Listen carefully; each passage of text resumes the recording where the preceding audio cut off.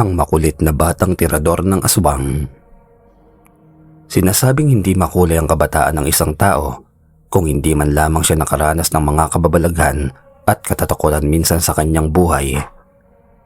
Mga kakaibang pangyayari na hanggang pagtanda ay malabong makalimutan. Mga nakakapangilabot na karanasan na minsan ay nag-iiwan ng matinding trauma sa musmos na kaisipan. Ganyan ang pangyayari sa buhay ni Buknoy, isang simpleng mangingisda sa isang liblib na probinsya ng Kabisayaan. Edad 12 pa lamang siya nang maranasan niya noon ang nakakapangilabot na engkwentro sa mag-asawang aswang sa kanilang liblib na baryo. Pangingisda ang pangunahing ikinabubuhay ng pamilya ni Buknoy, kung kaya't ang simple nilang buhay ay nakatayo din sa malapit na dagat. Yari lamang sa dahon ng buli ang kanilang bubong at tinalad na kawayan ang nagsisilbi naman nilang dingding at sahig. Payakmang may tuturing ang kanilang pamumuhay, ngunit masaya naman silang namumuhay mag-anak kasama pang dalawa niyang nakababatang kapatid na pawang mga babae. Ang 10 taong gulang na si Angela at ang sanggol namang si Ella. Maghapon namang nasa karagatan ng kanyang ama na si Mang Rolly para makipagsapalaran sa masaganang huli.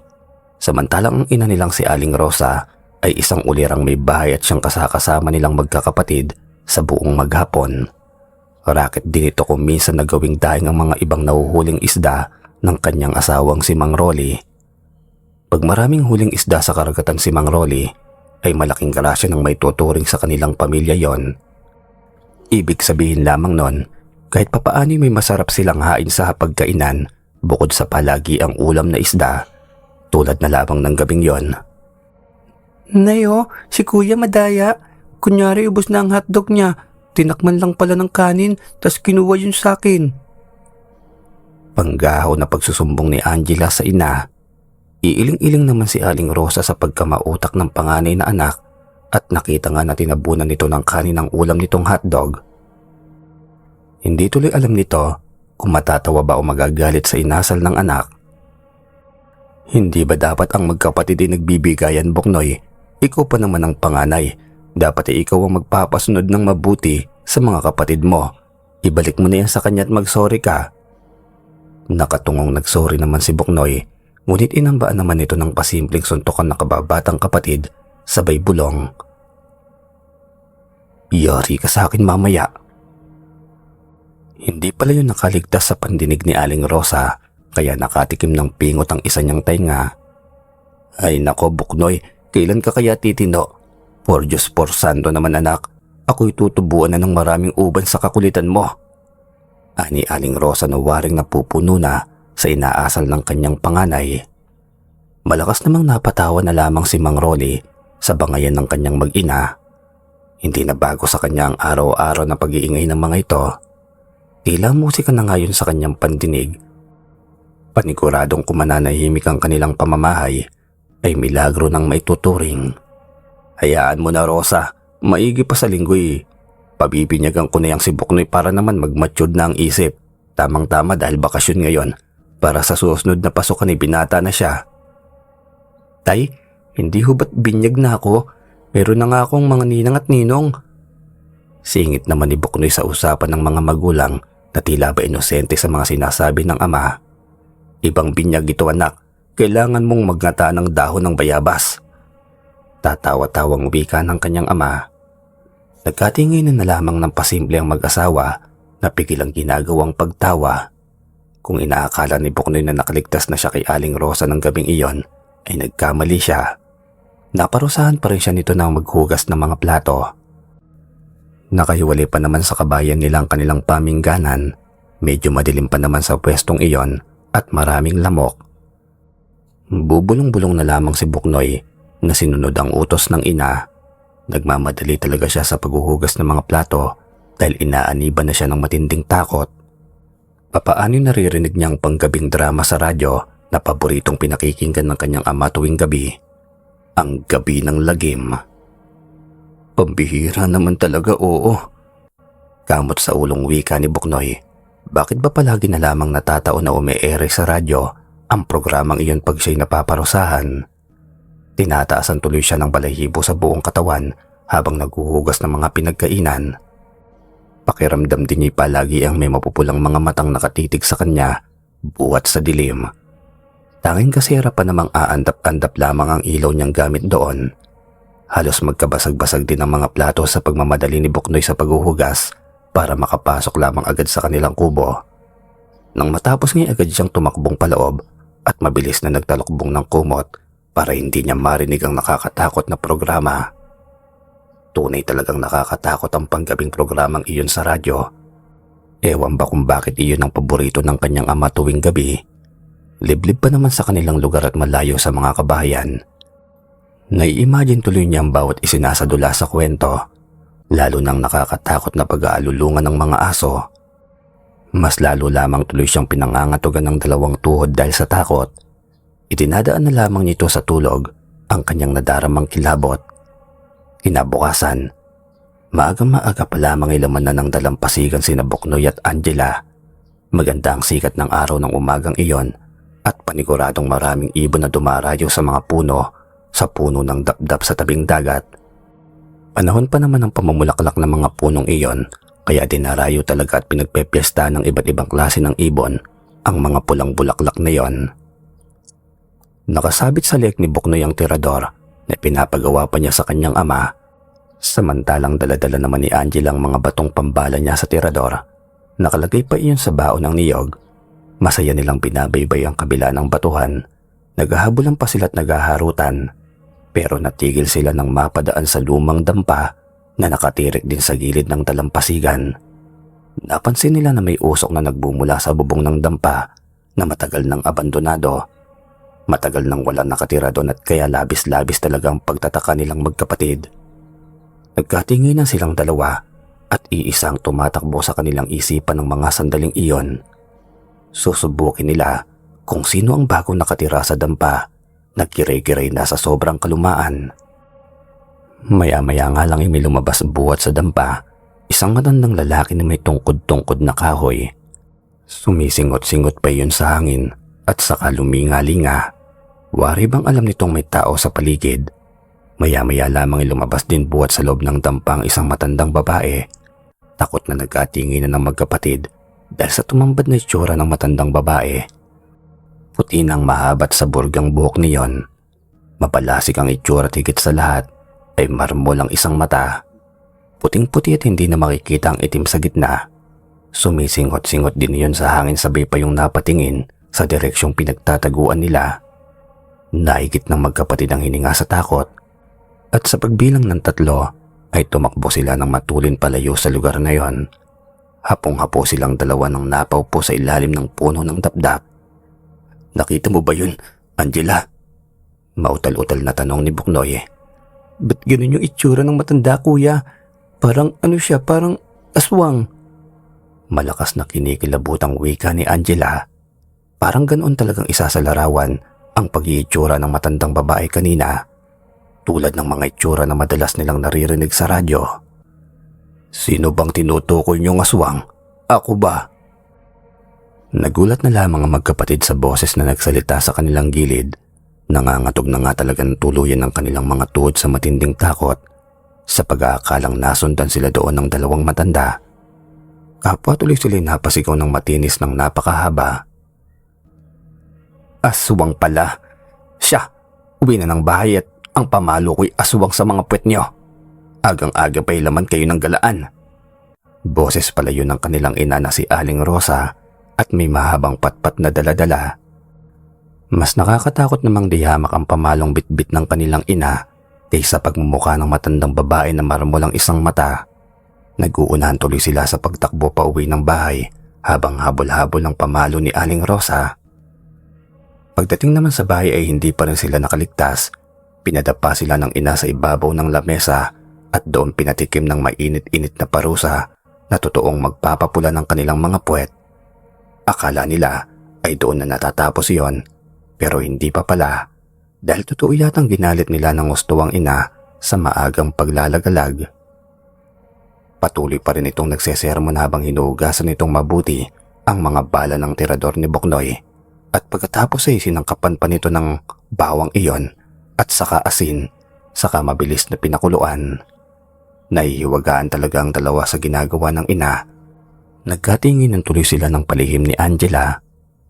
Aanin na naman kaya yung batong pinakuluan na yun? Ani Buknoy ng pabulong kay Angela. Pag-iling lamang ang isinagot ni Angela sabay punas ng tumutulong sipon gamit ang laylayan ng suot na duster. Paano'y kakatapos lamang nitong umiyak dahil sa parusang palo ng kanilang ina. Nasagot naman ang katanungan nilang dalawa nang ihain sa kanila ni Aling Rosa ang umuusok pang sabaw ng bala ng tirador.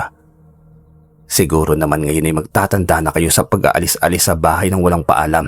Siya, sige, higop. May galit pa rin ang tono ng boses nito. Nakaamba rin sa kanila ang hawak nitong pamalo. Napilitan nga ang magkapatid na higupin ng mainit na sabaw. Sa umpisa, tinikman lamang muna nila ang lasa niyon, pero kalaunan ay nasaid nila ang laman ng mangkok. Masarap pala.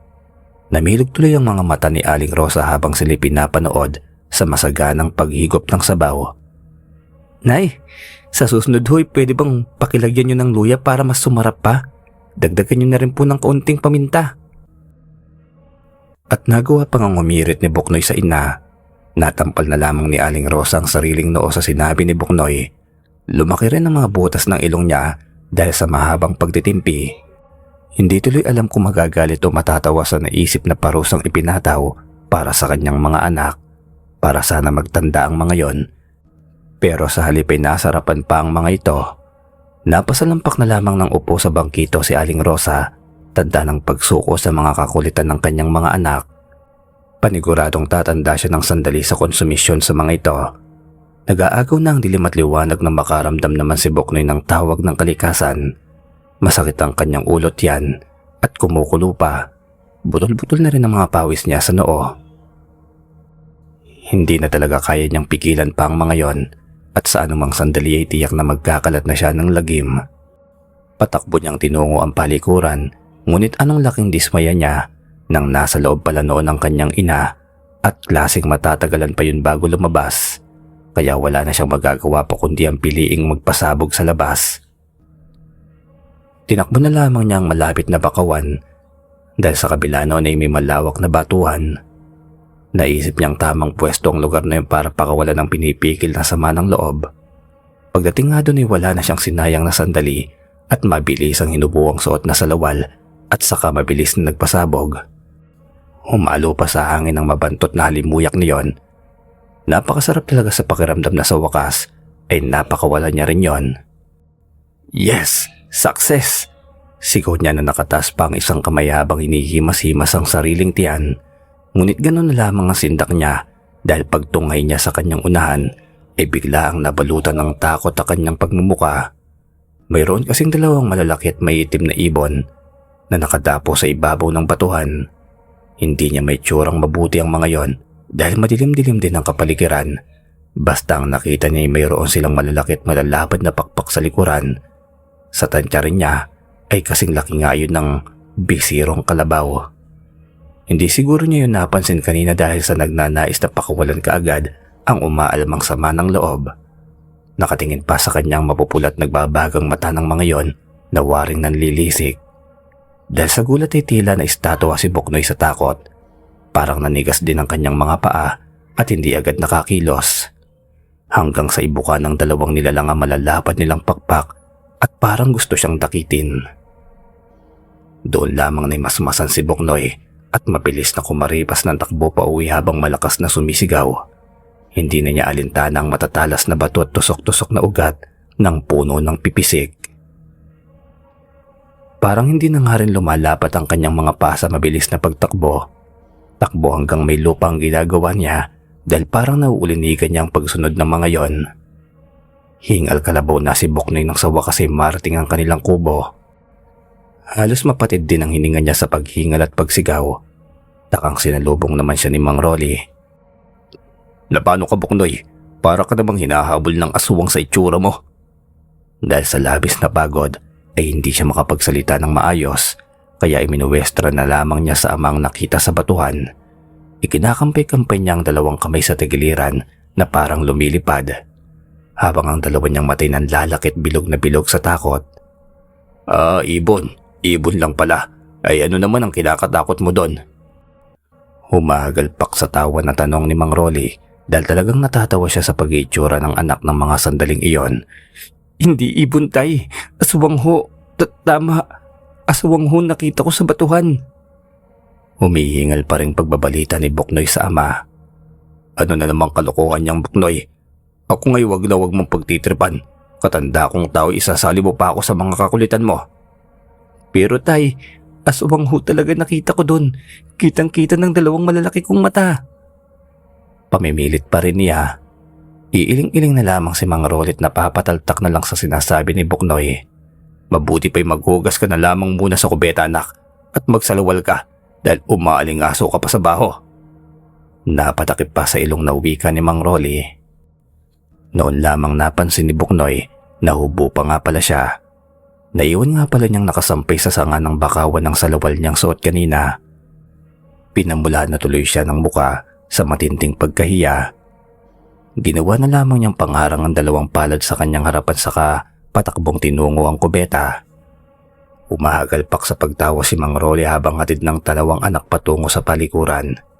Dakong madaling araw naman ang gisingin sila ng iyak ni Angela. Nagsusukay ito't pinagpapawisan ng malamig. Rolly, nausog yata ang anak natin. Ani Aling Rosa sa asawa. Tignan ko nga. At dinamanga rin ito ang siko at tainga ni Angela. Nausog nga siya Rosa, pero sino naman ang ibang taong nakausap niya o kaya'y nakita? Tanong naman ni Mang Rolly.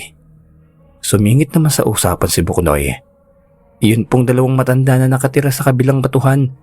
Doon po sa lumang dampa. Yun lang pong nakakita sa amin o nakita namin kahapon ni Angela. Nagkatingi na naman ang mag-asawa sa sinabi ng anak. Di yata't meron na palang nakatira sa lumang dampa doon. Dahil nga sa hindi tumitigil sa pagsusuka si Angela kung kaya't nagdesisyon na si Mang Rolly na puntahan ang dampa ng dalawang matanda. Kasama niya si Buknoy. Malapit na rin namang pumutok ang araw noon at isa pa namumutla na rin si Angela at nangihina sa matinding pagsusuka. Pagdating nga doon ay nakailang tawag na si Mang Rolly pero wala namang sumasagot sa kanya.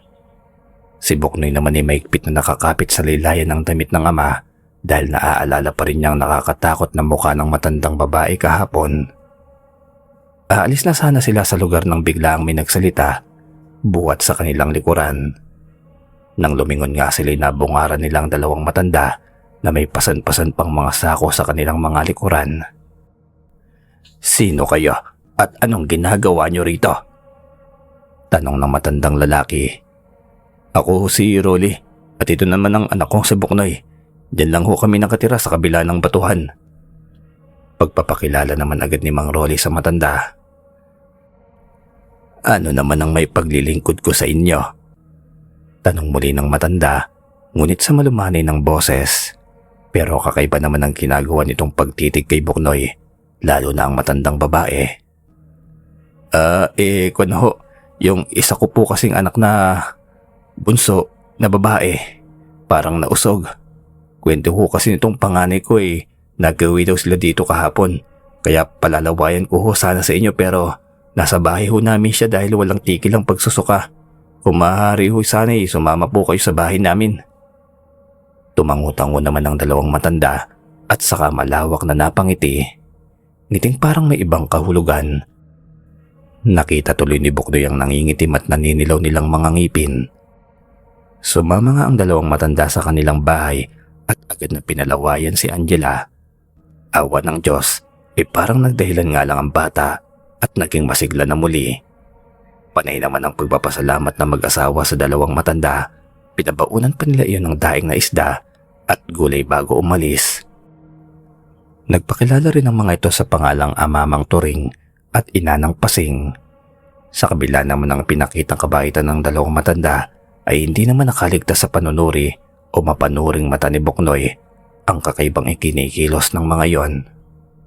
Nakita talaga niya kung paanong tumulo ang laway ng matandang babae kanina nang makita nito ang sanggol niyang kapatid habang kalong-kalong ng kanyang ina sa bisig.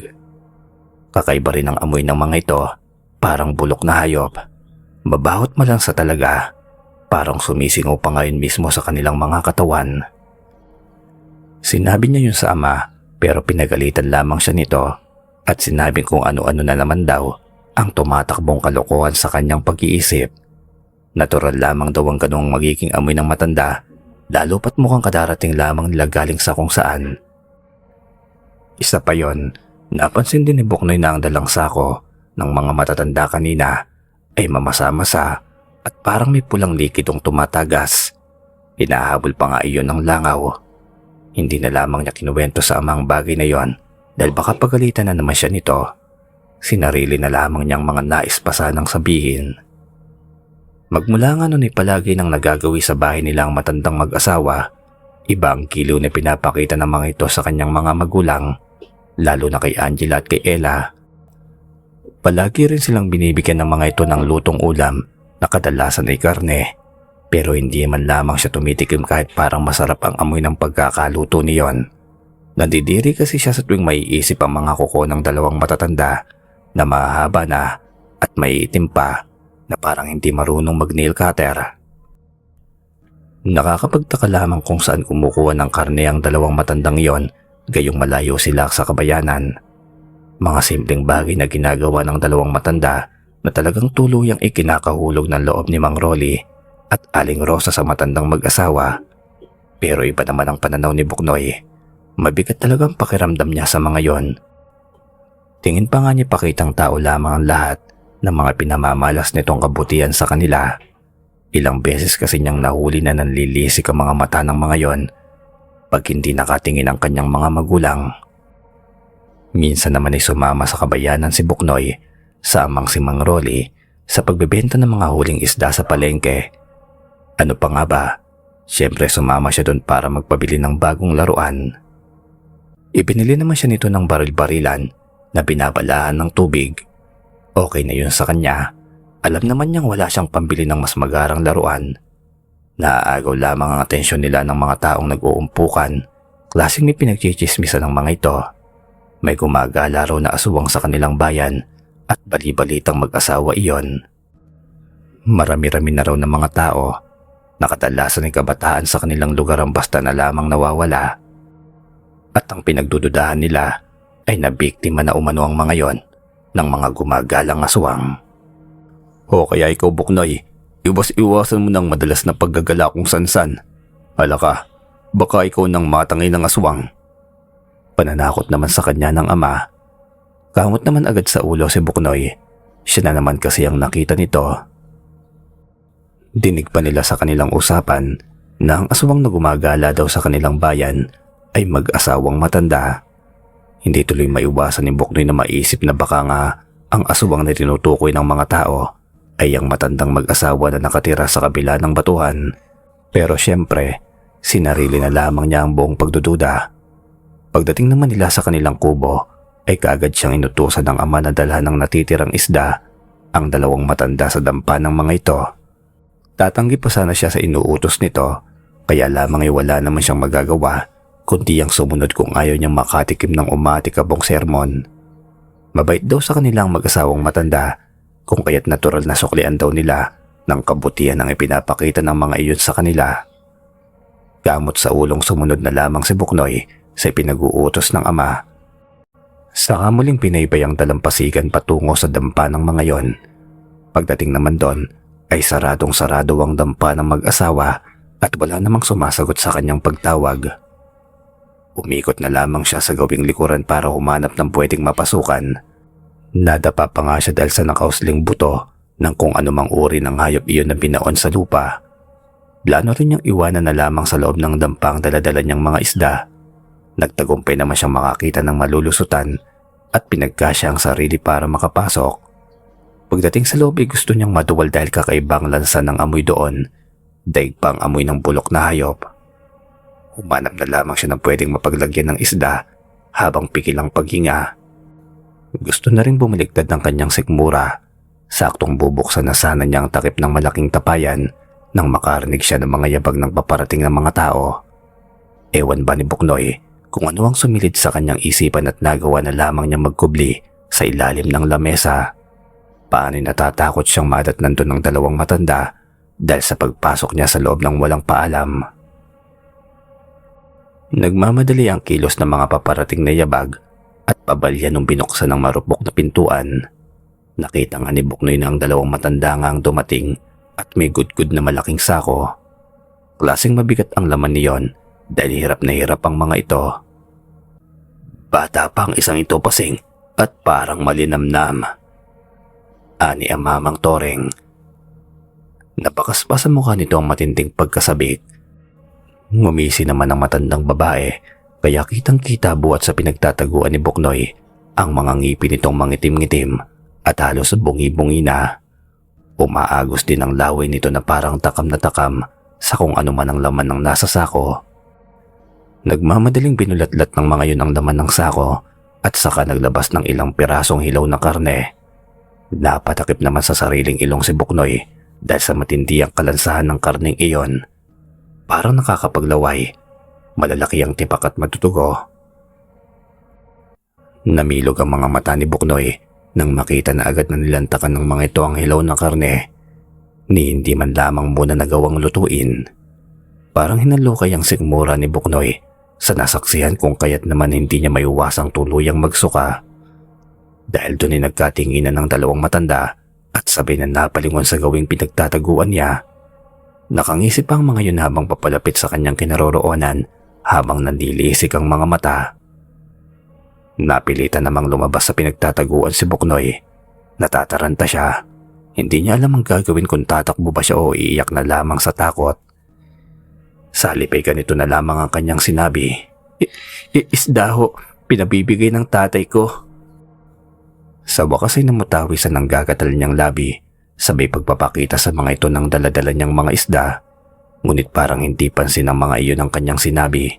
Diretso pa rin ang mga ito sa paglapit sa kanya.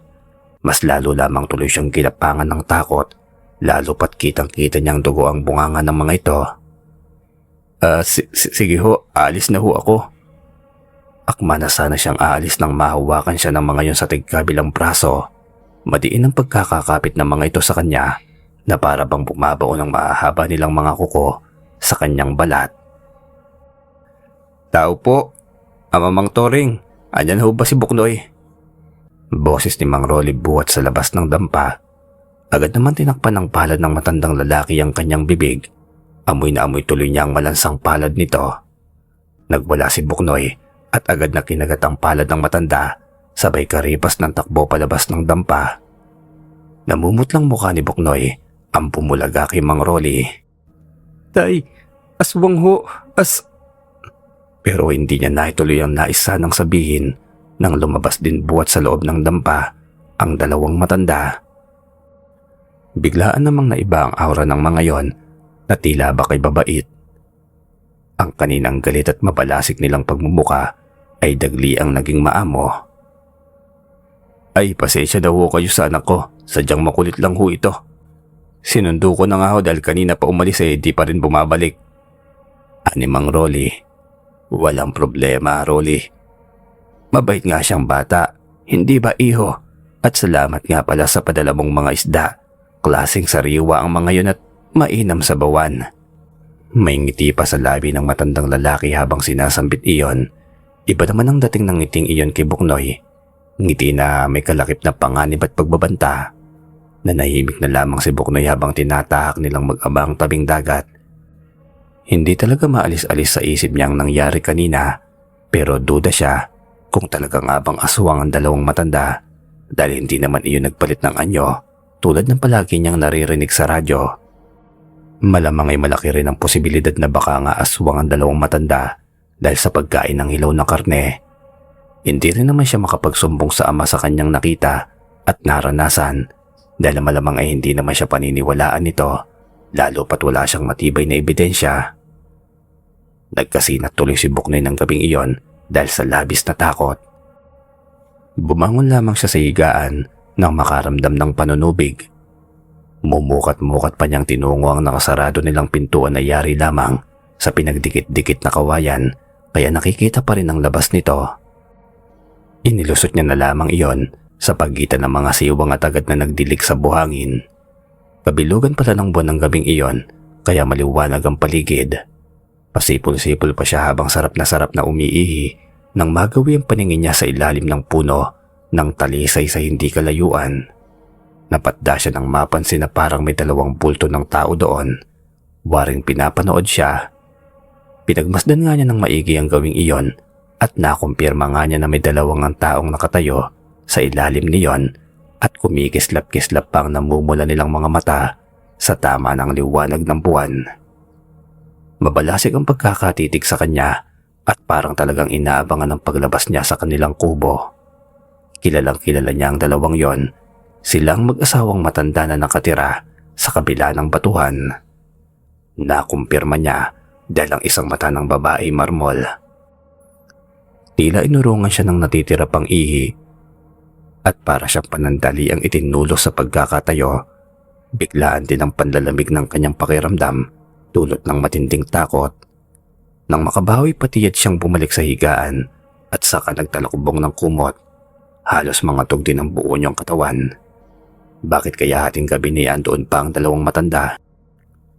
Hanggang sa makatulugan na niya ang ganoong isipin, kinabukasan ni ginising si Buknoy nang nagsesermong bunganga ng inang si Aling Rosa dahil nagsala siya sa banig. Basang-basa ang kanilang higaan at mapanghi. Ang aga tuloy nilang pumunta sa ilog ng kapatid na si Angela para maglaba. Sunong-sunong niya ang malaking batya.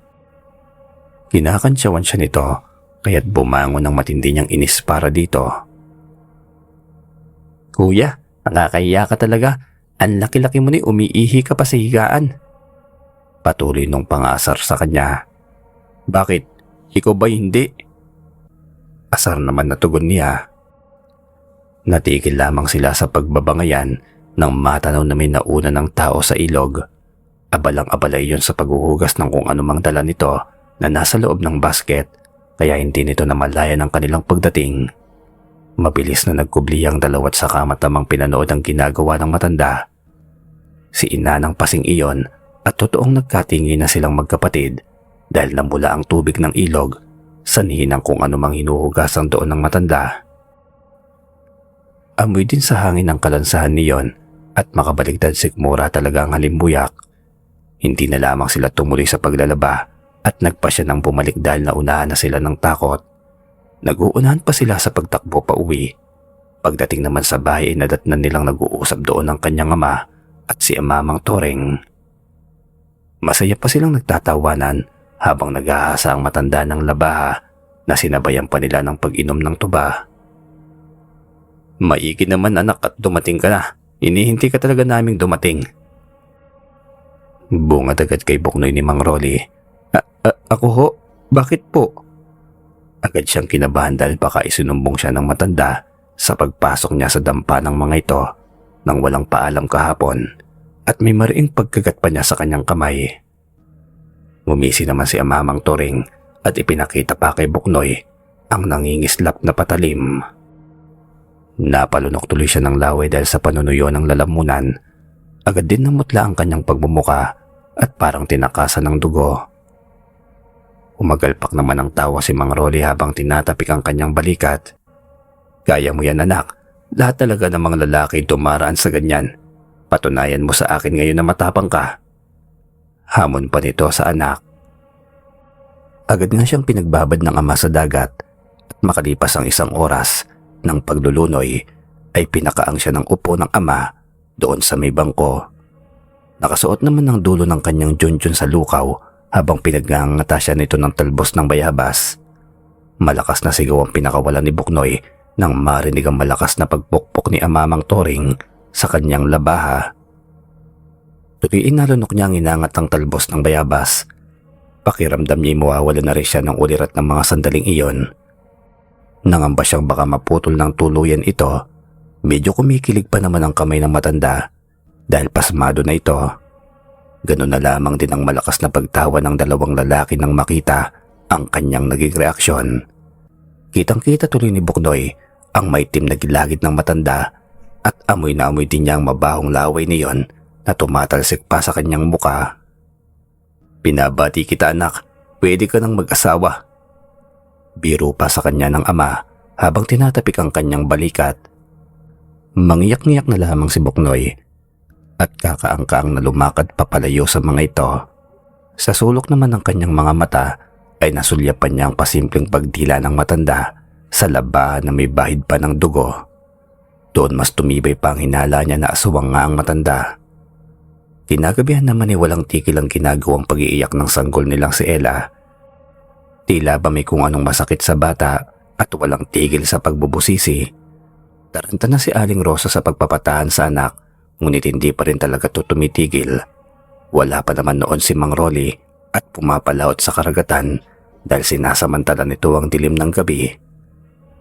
Magandang pagkakataon iyon para makahuli ng marami pang isda sa laot. Sa labas naman ay walang tigil ang pagtahol ng aso nilang si Bantay na tila ba may kinakatakutan sa madilim na bahagi ng mga bakawan. Narinig din nila ang walang tigil na pagtiktik ng kung anumang uri ng ibon. Paikot-ikot iyon sa kanilang kubo. Nagkakatingin naman si Buknoy at Angela at nagawa pang sumilip sa bukas na bintana. Tanaw nitong nangungulag nga ang balahibo ni Bantay sa galit. Sinaway pa nito iyon pero diretso pa rin sa ginagawang pagtahol. Maya-maya lamang may narinig silang mahihinang katok sa kanilang pintuan. Muli ay nagkatinginan silang magkapatid. Nabakas sa mga mata nila ang takot. Inutusan si Buknoy ni Aling Rosa na buksan ang pinto. Alanganin naman siyang sumunod hanggang sa magalit nga ito at mapilitan na siyang buksan ng pinto. Nakangising pagmumukha ni Ina ng Pasing ang bumungad sa kanila. "Magandang gabi, Rosa." Anito na tumutulo pa ang malapot na laway sa pagitan ng mga bungi at nangingitim ng ngipin. "Ano hong atin, Inana?" Tanong naman ni Rosa na aligaga pa rin sa pagpapatahan ng iyak ng anak at mas lalo pa nga yatang nagwala buhat nang tumating ang matanda. Sa labas naman ay tila nabahagang buntot ni Bantay at tuluyang nagtago sa ilalim ng lamesa. Ibang pakiramdam ni Buknoy ng gabing iyon. Duda siya sa kinikilos ni Ina ng Pasing. Parang may masama itong tangka sa kanila. Paano kakaibang titig nito na ginagawa lalo na sa sanggol na si Ella? "Narinig ko na umiiyak ang anak mo habang dumaraan ako dyan sa labas. Akin na ang anak mo't ako na magpapatahan." Magiliw na wika nito kay Aling Rosa pero halata ang pagkasabik sa boses na mahuwakan ng sanggol. Nataranta si Buknoy dahil nasa isip niyang baka kung ano ang gawin ng matanda sa kanyang kapatid. Wala pa naman ang tatay nila para magtanggol sa kanila. Sa naisip ay biglang kumislap ang ideya sa utak ni Buknoy.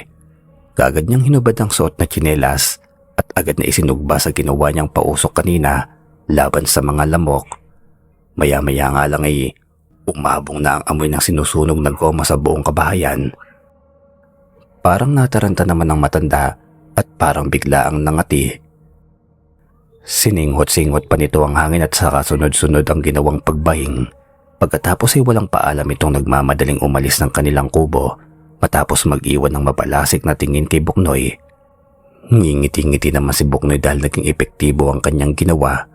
Narinig kasi niya minsan sa radyo na takot ang mga aswang sa amoy ng sunog na goma.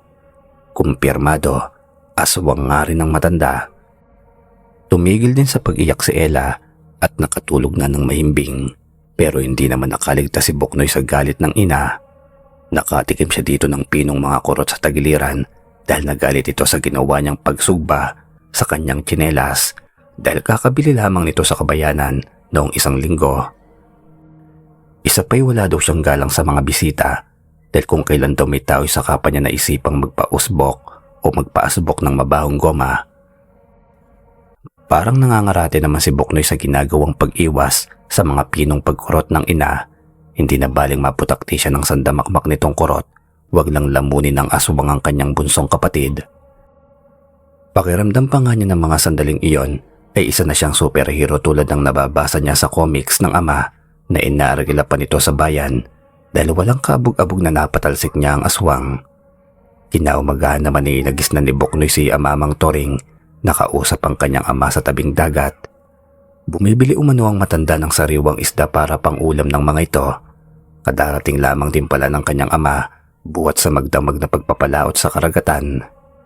Masaya itong nakikipag-usap sa matanda dahil binayaan di umano ito ng dagat ng maraming biyaya. Waring naramdaman naman ng matanda ang presensya ni Buknoy at agad nagpukol sa kanya ng makahulugang tingin. Tingin na mabalasik at may kasamang pagbabanta. Naalala tuloy ng bata ang naging kaganapan kagabi kung paanong naisahan niya ang asawa nito. Sa palagay ni Buknoy ay hindi talaga titigil ang mag-asawang aswang hanggang hindi sila nabibiktima. Pwes, nagkakamali ang mag-asawang aswang. Ngayon na alam na niya na alagad ang mga ito ng dilim, ay hindi siya papayag na mabiktima ng mga ito ang kahit isang miyembro ng kaniyang pamilya. Kailangan niyang isantabi ang nararamdamang takot at maging matapang para sa kapakanan ng mga ito. Batid din niyang umuusok ang tumbong ng dalawang aswang dahil naisahan niya ang babaeng aswang kagabi. Sinuklian niya ng ngiting mapang-asarang matandang aswang at saka dinidilaan. Mas naging mabagsik pa ang tingin niyon sa kanya na nandidilat pa ang dalawang mata. Batid ni Buknoy na naasar niya ang matandang aswang at malamang ay hindi na siya nito titigilan hanggang sa hindi nagagantihan.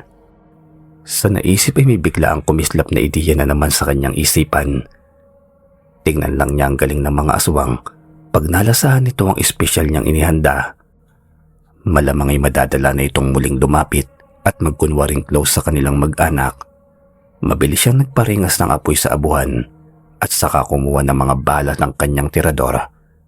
Kung noon ay siyang pinapahigop ng sabaw ng kanyang ina, ngayon naman ay tiyak na ang lalamunan ng matandang aswang ang aasbok sa sarap ng kanyang lulutuing sabaw. Mabilis ngang kumukulo ang kanyang niluluto. Nakangisi pa siya habang nagdidikdik ng bawang. Dinamihan pa nga niya yun para mas masarap. Takot daw kasi sa bawang ang aswang. Narinig niyang minsan sa radyo. Malapad ang ngiti niya habang inihahatid ang umuusok na sabaw sa dalawang lalaki sa tabing aplaya. Binigyan niya ng tig-isang tasa ng sabaw ang dalawa at sabay naman hinigop ng mga ito yon sa pag-aakalang tsaa.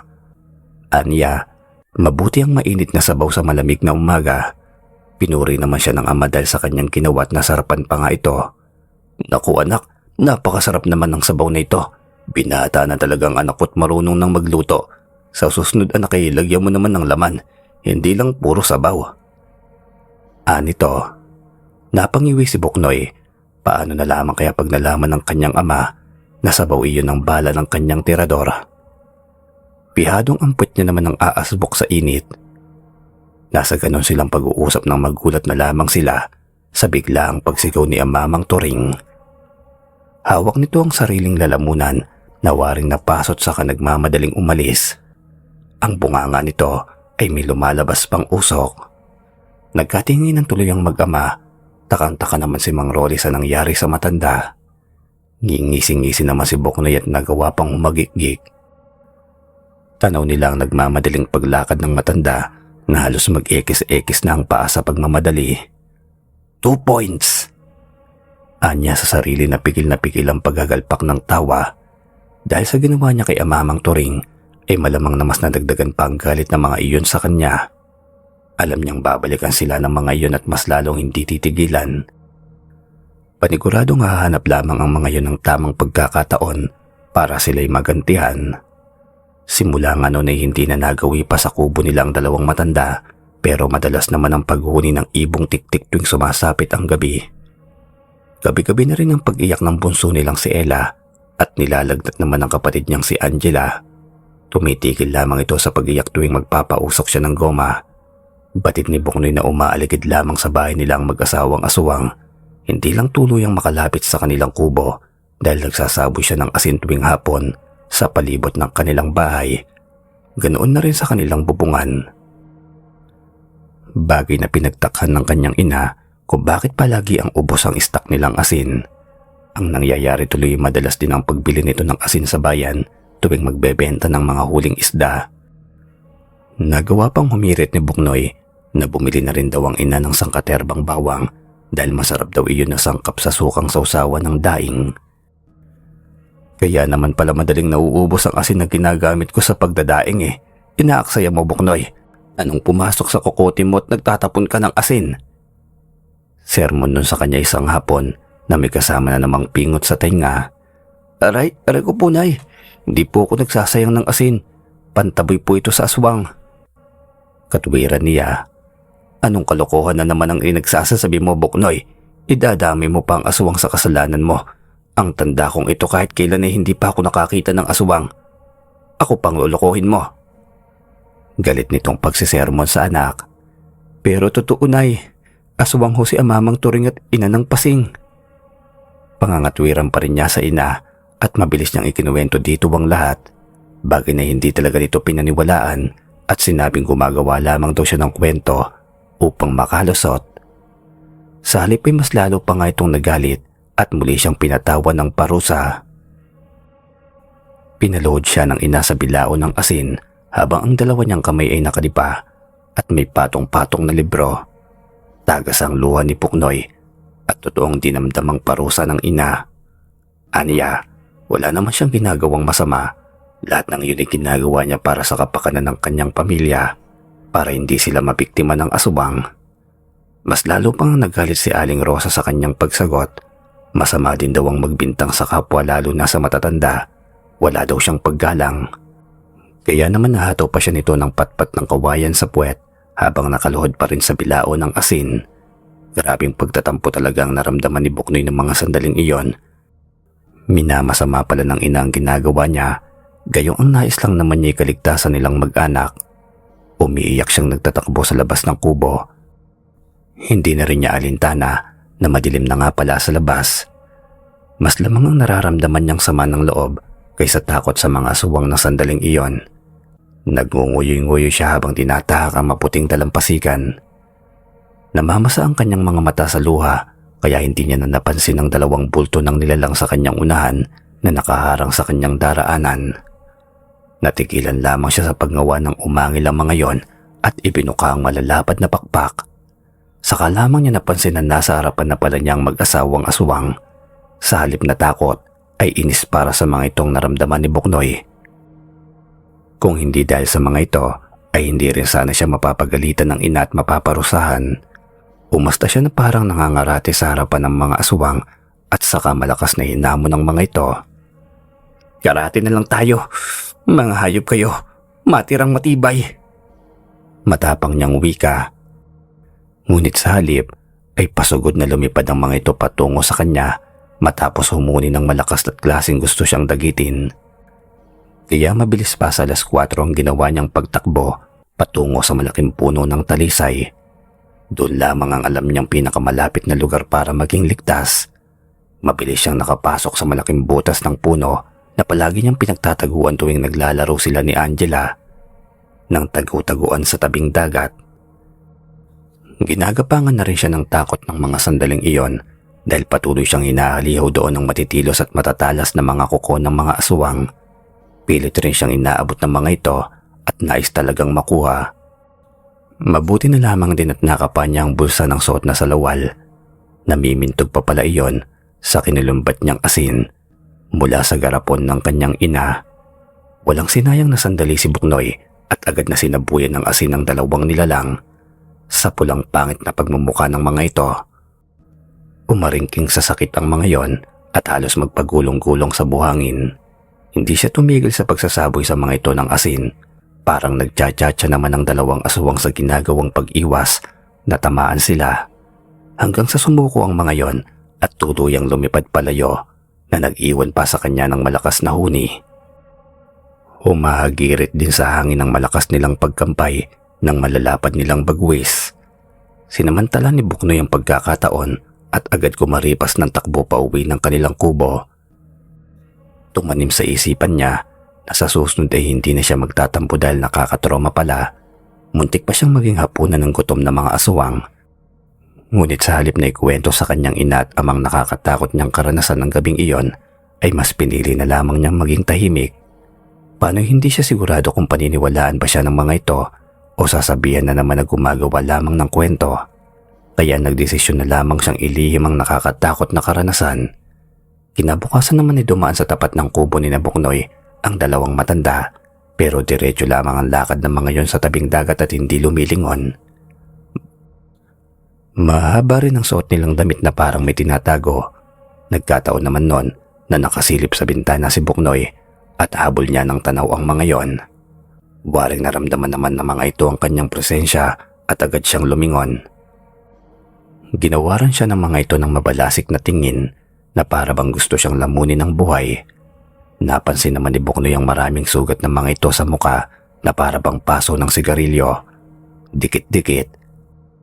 Nagmukha pa tuloy bulutongin ng kulubot ng kanilang pagmumuka.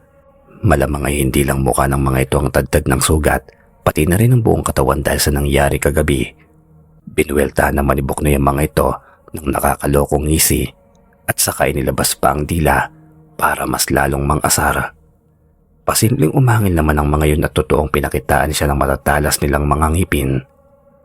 Parang nagbabaga rin ang kanilang ginagawang matatalim na mga pagtitig. Napadda naman si Buknoy dahil kahit pala umagay nagiging aswang din ang mga yon. Halata ring umuusok na ang mga ilong ng mga yon sa matinding galit sa kanya. Wala pa nga yatang balak umalis sa harapan ng kanilang kubo kung hindi lamang niya pinakitaan ng garapon na puno ng asin. Halos madapa-dapa naman ang mga yon na lumakad ng mabilis papalayo.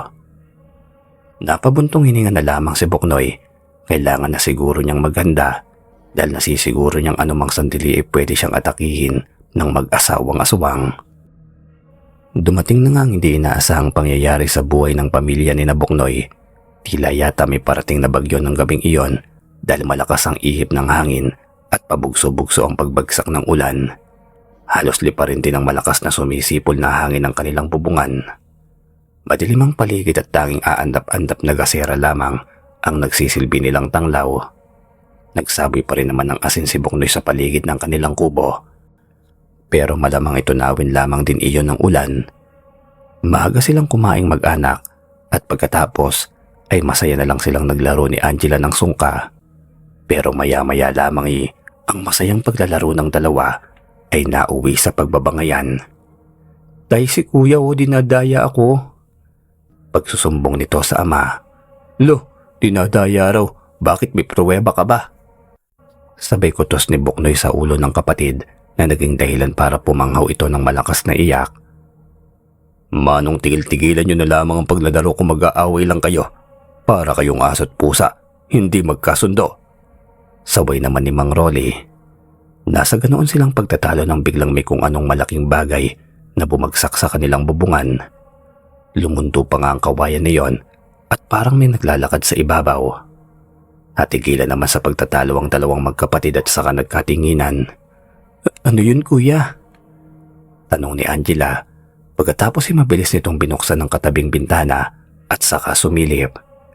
Gusto sanang pigilan nito ni Buknoy pero huli na dahil nabuksan na nito ang bintana. Napatakip pa sila ng ilong dahil sa biglaang pagsimoy ng bulok na hangin. Ang baho! Sabay pa nilang wika at masuka-suka na. Nakakasikmura talaga ang halimuyak niyon. Ang kaninang malamig na hangin ay biglaang nagbagong timpla. Umalinsangan at naging mainit sa balat ng dampi. Batid ni Buknoy na nasa paligid na ang mag-asawang aswang kung kaya tiniyawan niya ang kapatid na isaradong muli ang nakabukas na bintana. Ngunit gano'n na lamang ang sindak nila nang may maitim na balahiboing kamay ang umatak sa braso ni Angela. Pinipilit itong mahatak palabas ng bintana. Napatili ang bata ng matinis sa sobrang gulat at sindak. Maagap na naduluhan naman ito ni Buknoy at malakas siyang nakipagatakan habang tinatawag ang pangalan ng ama. Mabilis namang tumalima si Mang Rolly at kahit nanlalaki rin ang mga mata sa pagkagulat ay malakas nitong nahampas ang balahibuhing kamay ng kung anumang nilalang na humihila sa braso ni Angela mula sa labas. Mabilis din itong naisarang bintana at saka ikinandado. Umiyak ng malakas si Angela dahil nagalusan ng braso nito. Napamura na lamang ng malakas si Mang Rolly ng mga sandaling iyon dahil sa awa sa anak.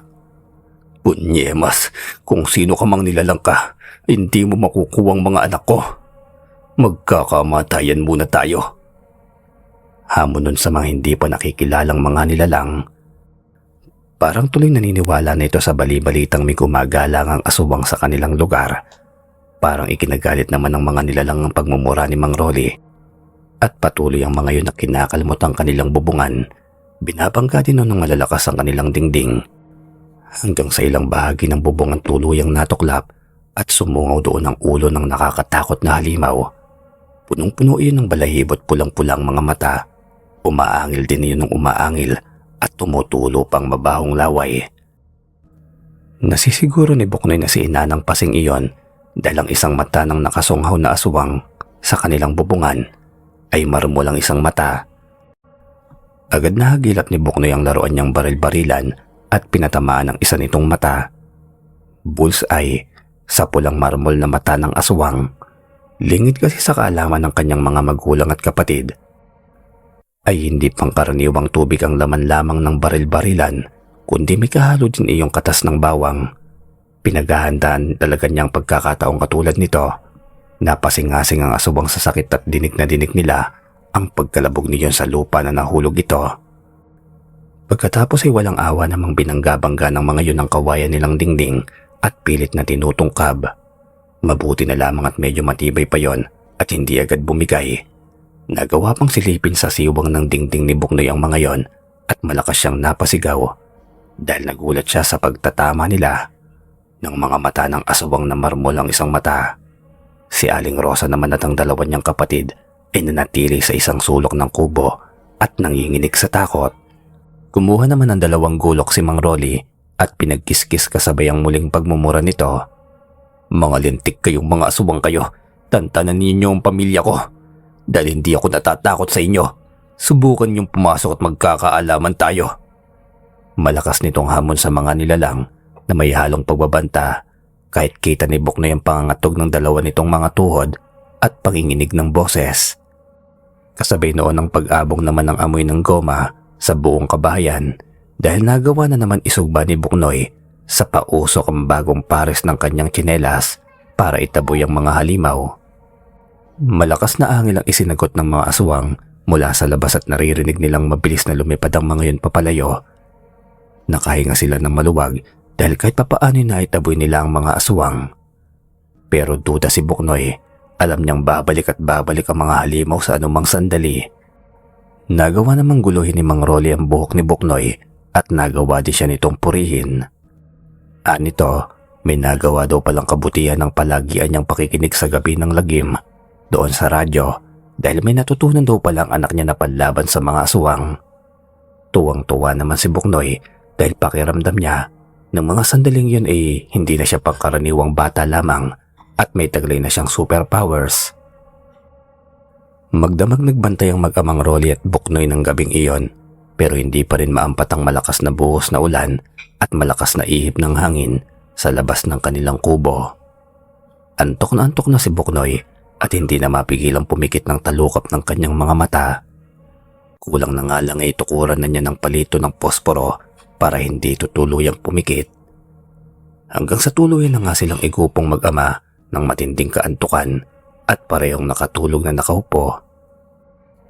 Bandang hating gabi na nang malimpungatan si Buknoy sa malinsangang simoy ng hangin. Sumabay pang mabahong halimuyak ng nabubulok na laman ng kung anong klaseng hayop. Katulad iyon ng naamoy nila kanina nang guluhin sila ng mga aswang. Sa labas ay makikitang nagsasalimbayan ang kulog at kidlat at sinabayan pa yun ng malalakas na buhos ng ulan. Hindi rin umuusok ang ginawa nilang pausok na pantaboy sa aswang dahil nga sa labis na antok ay hindi talaga mapigilan ni Buknoy ang sarili na pumikit. Kusa na talagang bumabagsak ang mga mata niya sa matinding antok. Nag-aagaw din ng diwa niya. Naulinikan na lamang niya na may mga boses na tumatawag sa labas ng kanilang kubo. Tao po, Rolly, Rosa, si amamang turing mo ito. Pwede bang makituloy sa inyo kahit ngayong gabi lamang dahil tuluyan ng giniba ng malakas na hangin ang aming dampa. Papakiusap mga anak. May bakas ng pagmamakaawa sa boses ng matanda sa labas ng pintuan. Nang maulinigan ni Buknoy ang tinig ng matanda ay para siyang binuhusan ng malamig na yelo. Para siyang lasing na agad na nahulasan. Mas lalo pa siyang nataranta nang makita ang inang si Aling Rosa na akmang bubuksan na ang pinto. Mabilis siyang tumakbot papalapit doon at iniharang ang sariling katawan sa kaiiling-iling na bumulong sa ina. Nay, wag po. Huwag niyo buksan ang pinto. Bakas na bakas ang takot sa dalawa niyang namimilog na mga mata. Bakit ba, Buknoy? Hindi ka ba naaawa sa dalawang matanda? Tiyak na basang-basa na ang mga yun ngayon. Naulan pa naman. Ani Aling Rosa. Hindi niyo ako naiintindihan, Nay. Sila ang mga... Ngunit hindi na pinakinggan pa ni Aling Rosa ang nais niya sanang sabihin at sinermonan pa nga siya nito. Ang nangangailangan ng tulong Buknoy ay dapat na tinutulungan lalo na kung matatanda dahil kakaunti na lamang ang ilalagay nila sa mundo. Paglilitan niya pa nito. Hindi rin daw siya pinalaki ng mga ito para maging matigas ang puso sa mga nangangailangan lalo pat nasa gitna ng masamang panahon. Isa pa, kilala naman daw nilang mababait ang dalawang matandang mag-asawa. Puro kabutihan daw ang pinapakita ng mga yun sa kanila kaya wala daw dahilan para pagdambutan sila ng tulong. Wala nang nagawa pa si Buknoy nang sapilitan siyang paalisin ng ina sa pagkakaharang sa pintuan at agad na binuksan iyon. Pero namilog ang mga mata ni Aling Rosa sa mga nilalang na nabungaran sa labas ng kanilang pintuan. Huli na para paniwalaan pa nito ang lahat ng sinasabi ng anak kanina dahil nasa harapan na niya ngayon ng dalawang aswang na pawang may malalaki at malalapad na pakpak sa likuran. Nagawa pa siyang batiin niyon sa malalim na boses. "Magandang gabi, Rosa. Salamat sa pagbubukas ng pinto." Ngisi sa kanya ng nilalang. Boses iyon ni Mamang Turing pero nasa kanyo nito ng nakakatakot na halimaw at nasa gawing likuran naman ito ang isa pang halimaw na makikilala namang si Ina ng Pasing dahil bagamat nanlilisik at mapupulang mga mata niyon ay marmol naman ang isa. Napatili si Aling Rosa sa labis na sindak ng mga sandaling iyon dahil sino ba naman ang hindi matatakot sa nabungaran nitong mukha ng dalawang nakakatakot na nilalang sa labas.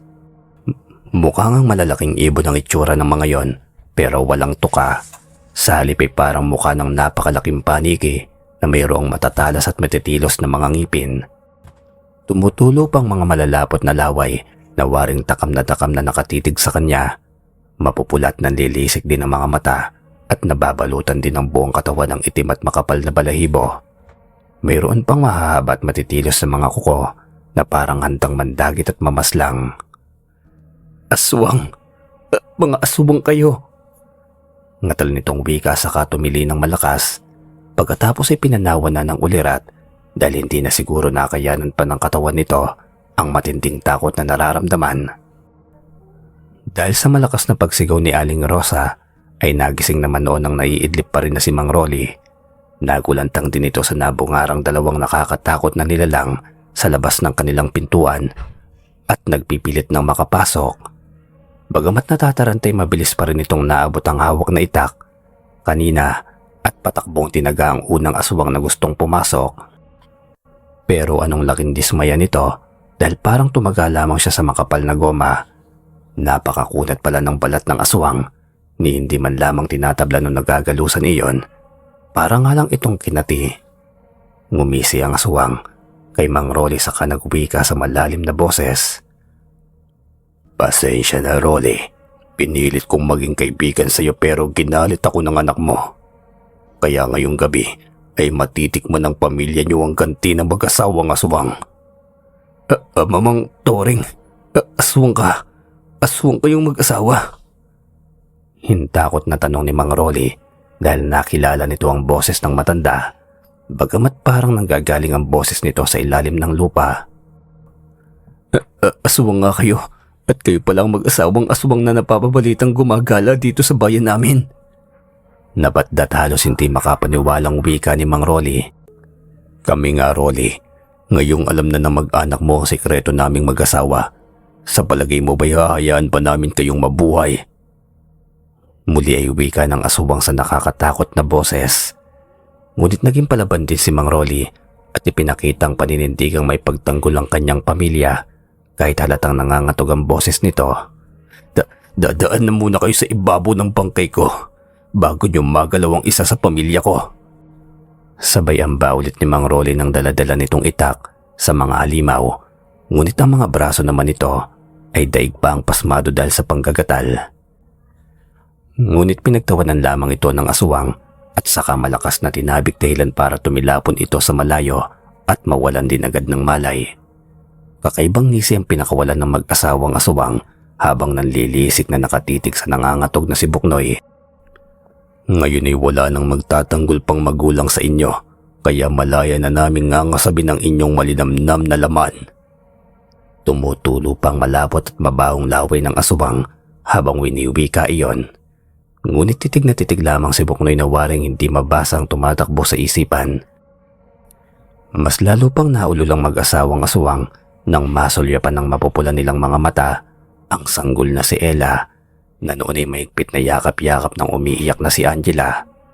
Bakas na bakas sa mukha ng bata ang matinding takot at kilabot. Samantalang walang tigil naman sa pag-iyak ang sanggol. Walang ampat sa pagtulo ang malapot na laway ng dalawang aswang at tila ba parang mga asong ulol, sabay pagpapakita pa ng mahahaba at matitilos nilang mga ngipin na waring nananakot.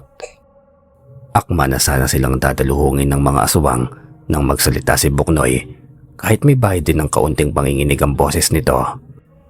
Hoy mga aswang, kaming mga bata lang naman ang kayang-kaya niyong biktimahin. Tumanda talaga kayo ng paurong.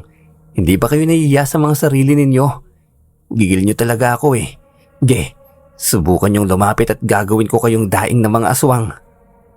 Tapang-tapang ang wika ni Buknoy kahit parang gusto na niyang maiisa sa lawal dahil sa labis na takot. Umangil naman ang dalawang halimaw sa mga binitawan niyang mga banta na tila ba mas lalo pang nasiyahan. Di ko ba nasabi sa iyo bata na ang pinakapaborito naming putahe ay ang dila ng madaldal at makukulit na paslit na katulad mo? Sabay pagpapakita pa nung kay Buknoy ng matatalim nilang mga pangil at muling umangil ng malakas. Tuloy ay naamoy ni Buknoy ang mabaho nitong hininga. Baho! Katanda mo na hindi ka man lang marunong mag-toothbrush. Ito, tubig gamitin mo. Sabay saboy niya dito ng isang palangga ng tubig, pero hindi lamang iyon basta tubig, kundi tubig na may tinunaw na asin. Mabuti na lamang at naisipan niyang timplahin iyon kanina. Napatungan sa sakit at nagulat ang mga aswang. Nagtatarang din ang mga ito sa naramdamang hapdi. Paano hindi inaasahan ng mga ito na maiisip iyong gawin ng isang bata lamang? Lalo pang ang umusok ang ilong ng lalaking aswang sa matinding galit at akmang hahablutin si Buknoy. Ngunit sinundan naman iyon ng sunod-sunod na pagsaboy ng asin ni Buknoy sa mga ito. Wala nang pakialam pa si Buknoy kung mapapagalitan man siyang muli ng ina pag wala itong nagamit sa pagdadaing sa mga susunod na araw. Hindi tuloy malaman ng mga aswang kung ano ang gagawin, kung sasalagin ba o iwasan ang pagulan ng asin sa loob ng kubo. Bawat pagtama pa naman ng butil ng asin sa kanilang balat ay tunay na nakakapaso. Aringking talaga sa sakit ang mag-asawang aswang. Sinabayan pa ng pagbaril ni Buknoy ng laruan itong baril-barilan na may balang tubig na hinaluan ng katas ng bawang. Halos mag-unan at magkauntukan ng mag-asawang aswang, makalabas lamang kaagad ng pinto. Kakaiba pala ang likaw ng bituka ng makulit na si Buknoy. Iba rin ang takbo ng pag-iisip nito. Pwede silang mapuksa. Pero hindi nahayaan pa ni Buknoy na makatakas sa mag-asawang aswang dahil paniguradong marami pa silang mabibiktima. Uutasin na niya ang dalawang ito sa alam niyang paraan. Hindi na niya hayaan pang magkalat ang mga ito ng lagim sa ibang bayan. Binabahan niya ang likod ng aswang na lalaki at saka malakas na nilaslas ang pakpak niyon gamit ang itak ng kanyang ama na mabilis niyang napahiran ng talim ng katas ng bawang kanina. Malamang sa laki ng pinsalang natamo ng pakpak nito hindi na iyon makakalipad pa. Umangil iyon ng sobrang galit at nagawang hablitin ng matitilos nitong kuko si Buknoy sa kaakmang sasagpangin. Ngunit naunahan itong supalpalan ni Buknoy ng isang dakot na asin sa bunganga nito galing sa bulsa ng suot niyang salawal. Oh, lamunin mo! Peste kang aswang ka! Wala kang tinatandaang damuho ka! Gigil niyang wika habang hinihilamusan ng sandamakmak na asin ang pangit nitong pagmumuka. Nagpagulong-gulong sa sakit ang matandang aswang. Sapo-sapo ang umuusok na mukha habang patuloy naman iyong winawatergan nitong si Angela. Sa nakitang kalagayan naman ng asawang aswang ay rumesbak agad ang babaeng aswang. Malakas na natusok ng matitilos nitong mga kuko si Buknoy dahilan para masugatan siya sa kanyang braso. Parang nauulol na ang mukha ng pangit na babaeng aswang sa kagustuhang makaganti. Nakakarindi rin ang sunod-sunod na ginagawang paghuni ng katulad ng ginagawa ng bunganga ng kanilang inang si Aling Rosa na mayat-maya ang ginagawang pagsesermon.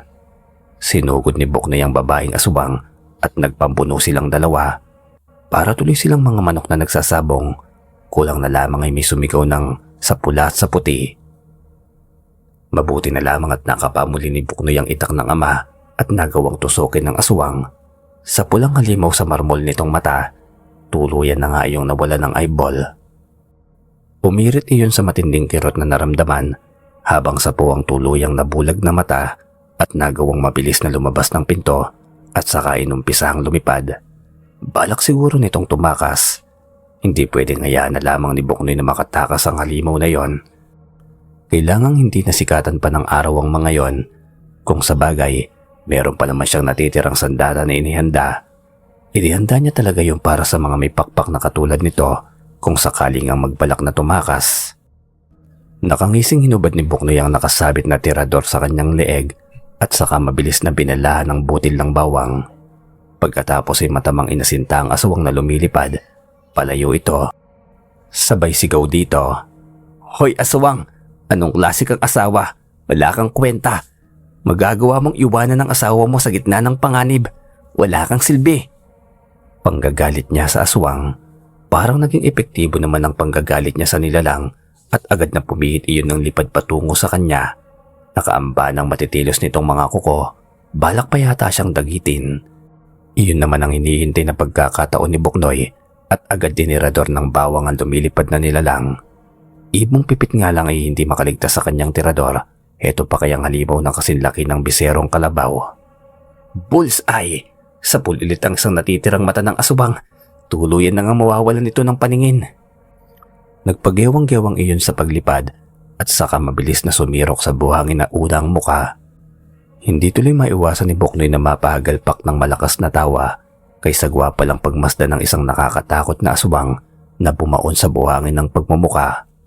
Mabilis niya yung nilapitan at saka binalian ng pakpak. Gamit muli ang itak ng ama para hindi na yun muli pang makalipad, papalayo para makatakas. Mabilis din niyang itinali ang kamay at paa niyon. Gamit naman ang nilubid niyang tangkay ng bawang na ginawa niyang pansamantalang sinturon sa maluwag niyang salawal. Siyempre, inihanda talaga niya yung para sa mag-asawang aswang dahil alam niyang darating ang ganitong pagkakataon. Ganon na rin ang ginawa niya sa naghihingalong aswang na si Mamang Turing na hanggang ngayon ay hindi pa rin nakakabawi ng lakas dahil sa patuloy na pag-watergun ni Angela. Bakas na ang pagmamakaawa sa pagmumukha ng dalawang pangit na nilalang pero nagkamali sila ng kinalaban. Hamunin na nila ang duling, wag lamang ang makulit na batang katulad ni Buknoy. Nakangising pinakitaan pa ni Buknoy ang mga yon ng dalawang buong bawang saka mabilis na sinupalpal sa mababahong bunganga ng mga ito. Naaniya para bumango-bango naman ang mga hininga. Habang sa pilitan pang pinapalood niya ang mga yon sa bilao ng asin, katulad ng madalas iparusa sa kanya ng ina tuwing nakakagawa siya ng kasalanan. Ganti-ganti lang yan anya pa sa sarili.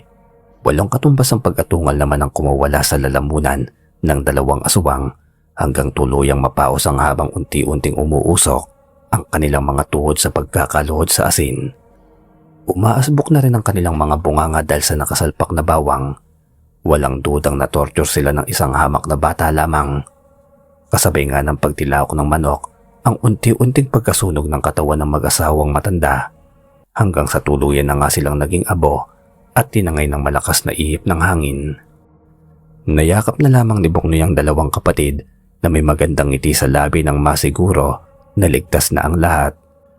Kahit pa nga hindi may tsurahan ng kanilang pagmumuka dahil sa pakikipaglaban sa mga aswang kanina, unti-unti na rin nagkamali ang kanilang mga magulang at nagawa pang mag-inat na waring galing sa masarap na pagtulog.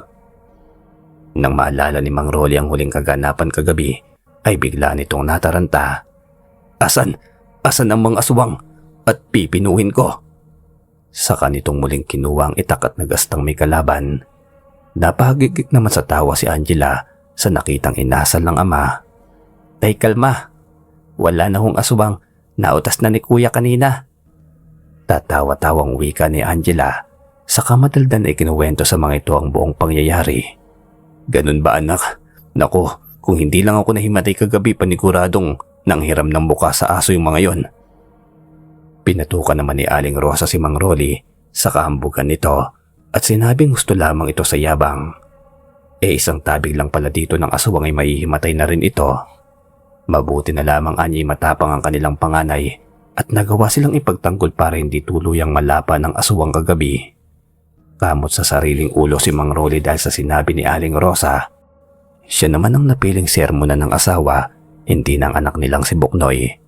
Pasalampak na napaupo na lamang sa sahig si Mang Rolly, saka tinawag ang mga anak para yakapin ng mahigpit. Mabuti na lamang anila at ligtas ang mga ito at walang napahamak. Kung hindi baka hindi raw mapatawad ni Mang Rolly ang sarili. Puring-puri din ang mag-asawa si Buknoy at nagtatalo pa ang mga ito kung kanino sa kanilang dalawa nagmana ng katapangan ng kanilang panganay. Napapailing na napapatawa na lamang si Buknoy sa nakikitang pagtatalo ng kanyang mga magulang kung kanino daw siya nagmana.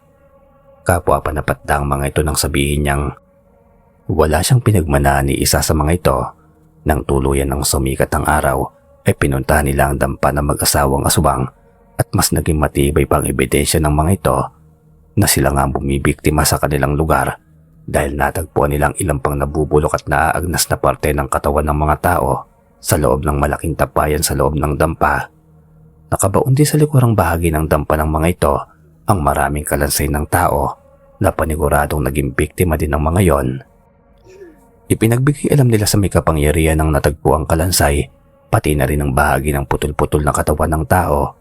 Hindi nga nagtagal ay napatunayan ng mga nawawala nilang kababayan ang mga yon na matagal nang hinahanap. Hindi nga rin naiwasang magsuka ni Aling Rosa dahil aniya, kaya daw pala may kakaibang linamnamang mga lutong karne na ibinibigay sa kanila ng dalawang matanda noon dahil karne pala iyon ng tao. Mabuti na lamang daw at hindi sila nahuwaan ng pagiging aswang ng mga yon. Naging usap-usapan naman sa buong bayan kung paanong natalo ng isang bata lamang ang matandang mag-asawa.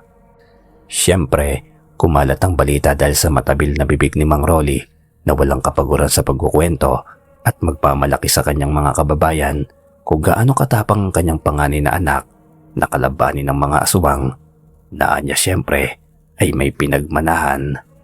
Kakamot-kamot na lamang sa ulo si Buknoy sa mga sinasabi ng ama na parang siya ang nahihiya. Nadiskubre din niya na may konti palang kahanginang taglay ang kanyang ama sa katawan.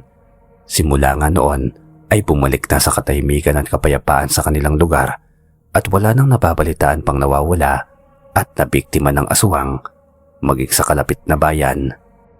Mas naging tanyag din ang pangalan ni Buknoy dahil kumalat iyon sa pamamagitan ng pagsasalin-salin sa bibig ng mga musang sa kanilang lugar. Saan mang dakong magawi ay pinag-uusapan ng mga tao ang kanyang pangalan at halos lahat ay nakakakilala na sa kanya, maging bata man o matanda, para tuloy siya naging instant bayani ng kanyang mga kababayan. At binansagan nila siya ng Buknoy, ang makulit na batang tirador ng aswang.